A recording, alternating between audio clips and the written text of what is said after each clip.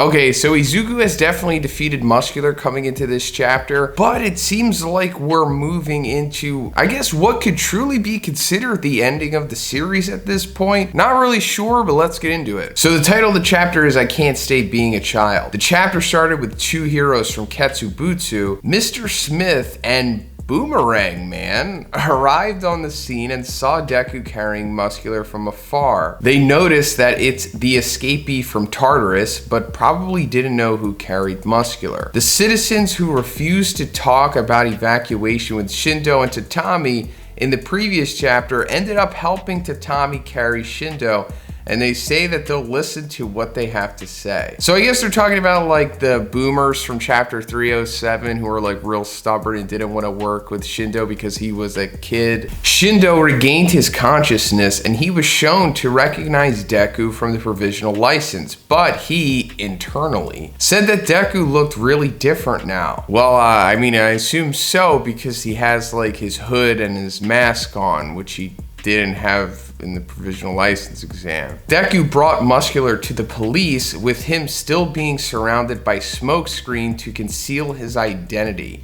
When the police arrived, he fled and left the unconscious and tied up Muscular to the police. So yeah, like I said, Muscular is absolutely defeated coming into this chapter and going back to jail immediately. I mean, this was almost like a speed run for him going back into the slammer at this point. Deku then said that the fort's Quirk had calmed down and he contacted All Might, letting him know that he's returning to their place.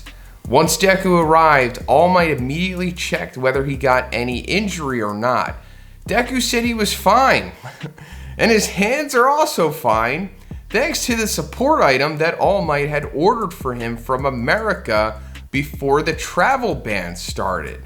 The support item was called Gauntlet, and its help strengthens Deku's body to withstand One for All, but it's still a test sample product. So All Might told Deku to not overdo it before the next battle. Okay, so this is wild. They're like kind of bringing in the two heroes continuity into the main story at this point. And not to say that they haven't done it before, but never directly to this extent. But this is straight up a callback to things that have actually happened in that movie. Melissa Shield, the daughter of David Shield, All Might's former partner when he was in America, she made Deku a support item called Full Gauntlet. And that's what allowed him to like use 30% of One for All in the movie. But here we're seeing Mid Gauntlet, and from the leak panels that I'm seeing, it activates the same exact way that Mid Gauntlet did in the movie. So I don't think that's a coincidence, and also the fact that it's coming from America. Pretty sure this is the same thing, just an enhanced version being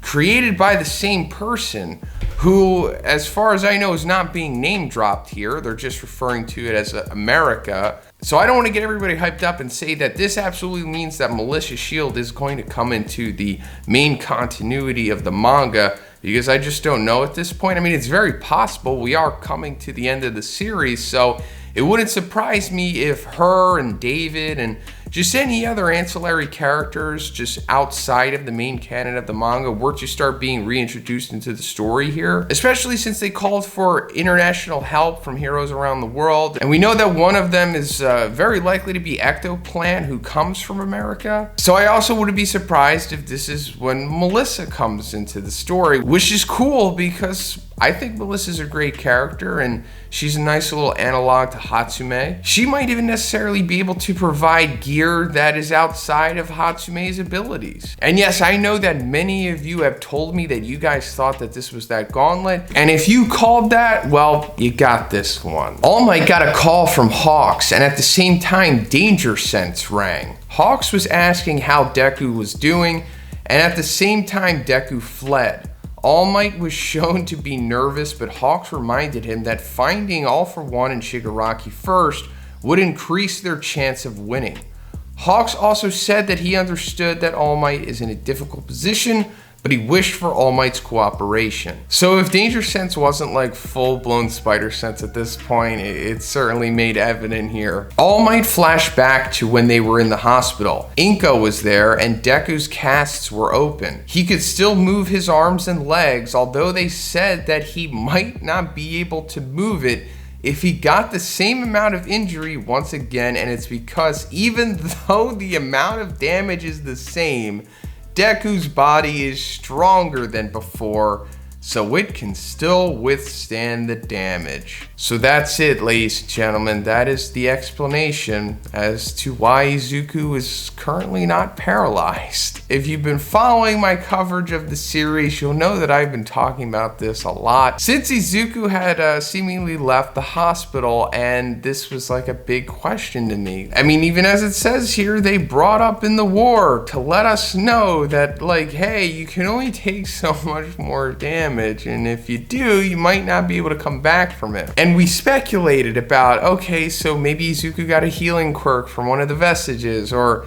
maybe Eri snuck in there and, you know, rewound him, or maybe Recovery Girl got some kind of quirk awakening, or just some other trickery going on, but no, it's just his body became stronger, so now he can handle it. And I guess this is just Horikoshi writing himself out of a potential hole that he put him in, I suppose. And the stakes do lower as a result, but I don't know, maybe just don't put so much emphasis and weight on it the way that he did for it to just ultimately go nowhere. I mean, like I said, I get it, we're coming to the end of the series. We need Izuku in prime shape, at, you know, approaching the peak of his power. And we can't have him being bogged down by these injuries that would essentially nerf him. It just seems like the timing of this and the way this is lining up is just a little unfortunate in my opinion. All Might finally explained one for all to Inko.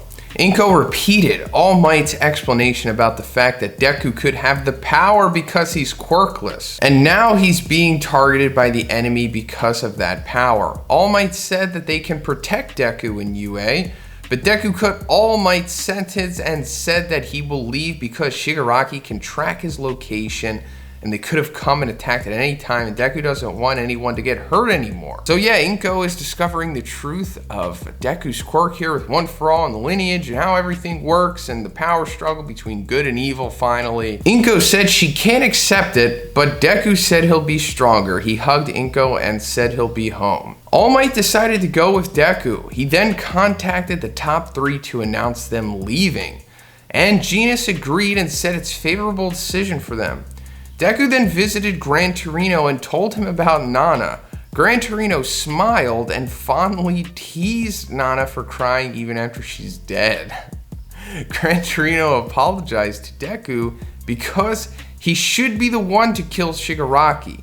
He also gave his advice to Deku to not be obstinate because sometimes killing can be a form of salvation. The last page is a full page of Deku plus the top 3 and All Might teaming up to settle the matter with League of Villains end of chapter. So this is what I was talking about in the beginning. This might be marking the very end of the series possibly. I mean, I don't think we're directly going into the final couple chapters here, but I don't know. I mean, the way that this is being set up leads you to think that, I mean, are they truly just going after the League of Villains at this point? It's just going to be Izuku, Endeavor, Hawks, and Best Genis are just the final 4 to take everyone down. That would be a little anticlimactic, you know, considering that there's so many other characters that need to have their own, you know, individual character arcs completed at this point. So I guess we'll just have to wait for the chapter, but I don't know, either they're going to like do some kind of final training or something, or they are just going out there and trying to end it. But let me know what you think about this chapter in the comments, guys. If you liked the video, please give it a like and please subscribe if you haven't already. Have a great day and I'll see you in the next one.